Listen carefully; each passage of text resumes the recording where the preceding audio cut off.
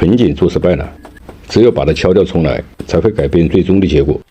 这种树的复合能力太强，2年左右就把这个石头包得紧紧的。这里已经完全被包住了，但碗下这些部位还是悬空的，敲下来重新加工，主要是把这些突出部位修剪掉。先用笔标记修剪的部位，剪掉不该剪的地方就麻烦了。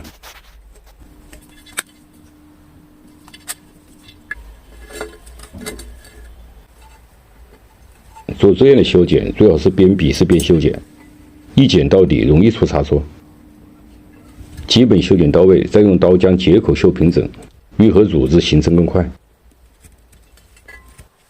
试一下，基本无缝隙，干的弯曲变化与石头的纹路也比较吻合，这应该是最理想的。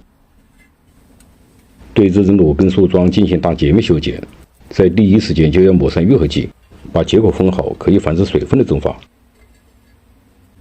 将树与石再次固定在一起，吸取上次的教训，要把它们固定到位。固定的时候要找准受力点。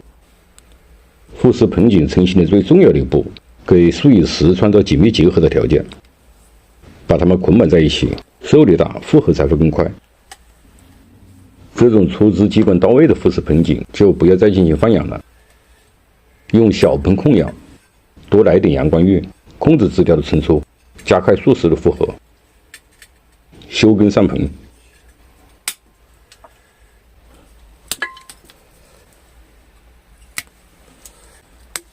树根的存在形式基本确定了盆景的造型，但存在不等于不对它修剪。有时候为了配一个合适的盆或改善树根的生长条件，树根也是要做出一定牺牲的，前提是在保持树根的基本特点不变，对它进行适当的修剪，让树根在盆中有立足之地，这是修根的第一层意识。将过长的树根剪短，刺激它发出更多的侧枝，增强树根的吸收能力，是修根的第二层意识。前者都是对生桩的采根，后者一般是树桩上盆的过程中调根和修根。生桩的粗根一般只会在接口长出侧根，把树根留长了与根基过于离散，与树冠的比例会不协调，而且会给以后的上盆带来第二次裁根的麻烦。就像这一盆一样，这一盆现在实际上就是生桩，裁根要一次剪到位。盆景一旦出现了问题，还是尽量的少找配土的麻烦，很大因素与树根的修剪相关。树根立足稳了，摇都摇不动。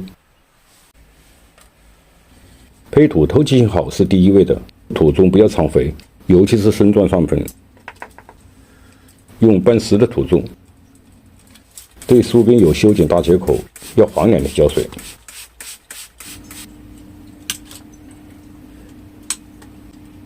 对盆景的重剪在春季，尤其是控养中的盆景，侧根一旦生长出来，树势生长强劲，到时候想控制也会难。摸一下是否有芽点，节点过长不要留。像这个节点已经产生变形了，节生芽树种在节点上最多留1到2条枝，来回松一下筋骨，注意我的这个大拇指掐紧下段受力，枝条在吊篮中就不易折断。像这种粗枝的吊篮也是同样的操作，这个枝条也是要附在石头上的，拿不下来给它做一个小手术，用刀将这个节点切开，要从上部开口，这样可以降低出枝的高度。